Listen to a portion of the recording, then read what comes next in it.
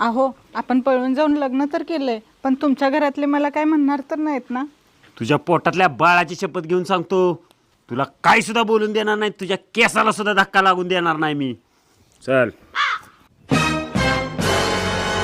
हो भाऊजी, ही कोण आहे? तुम्ही लय म्हणत होता का नाही माझं लग्न होणार नाही, आणल्या बघा कशी गोरी पान बायको करण.